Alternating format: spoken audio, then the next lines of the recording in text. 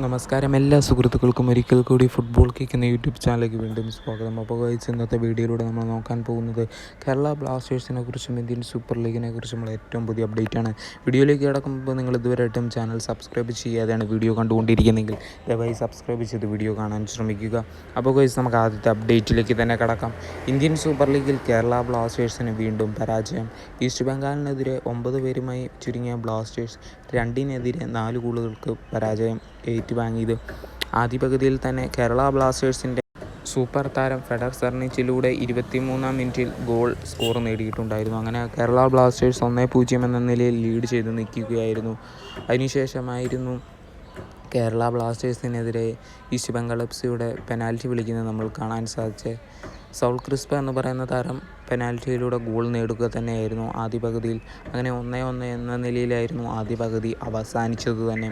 അതിനുശേഷം സൗൾ ക്രിസ്പയിലൂടെ 71-ാം മിനിറ്റിൽ മറ്റൊരു ഗോൾ നേടുന്നതും നമ്മൾ കണ്ടിട്ടുണ്ടായിരുന്നു. അതേപോലെ തന്നെ ജിക്സൺ സിംഗിന് 45-ാം മിനിറ്റിൽ റെഡ് കാർഡ് കിട്ടിപ്പോകുന്നത് നമ്മൾ കണ്ടു. അതേപോലെ നവ്ജോത് സിംഗ് എന്ന് പറയുന്ന താരവും 74-ാം മിനിറ്റിൽ റെഡ് കാർഡ് കിട്ടി പുറത്തുപോയി.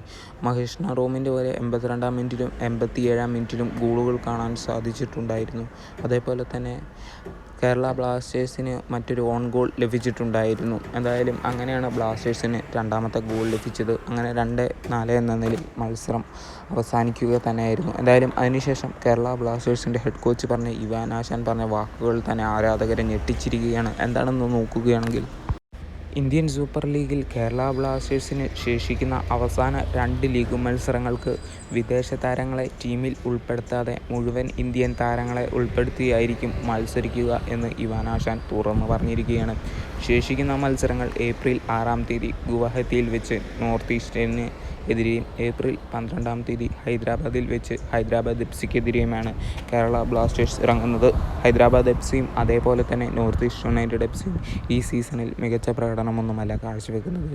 എങ്കിലും ബ്ലാസ്റ്റേഴ്സിൻ്റെ ഈ സീസണിലെ ഏറ്റവും മോശം പ്രകടനമാണ് നമുക്ക് കുറച്ച് മത്സരങ്ങളിലായി കാണാൻ സാധിച്ചിട്ടുള്ളത്. നമുക്കറിയാം, ഈസ്റ്റ് ബംഗാൾ എഫ്.സിയും ഒരു മോശം ടീം തന്നെയായിരുന്നു. എന്നിട്ടും ബ്ലാസ്റ്റേഴ്സ് ഇന്നലെ തോൽവി ഏറ്റുവാങ്ങേണ്ടി വന്നിട്ടുണ്ടായിരുന്നു. ഇന്നലെ ബ്ലാസ്റ്റേഴ്സിന് 2 റെഡ് കാർഡ് കിട്ടിയിട്ടുമുണ്ടായിരുന്നു. എന്തായാലും 2 മത്സരങ്ങളിൽ വിദേശ താരങ്ങൾ കാണില്ല എന്ന് ഇപ്പോൾ ഇവാൻ ആശാൻ തന്നെ പറഞ്ഞിരിക്കുകയാണ്.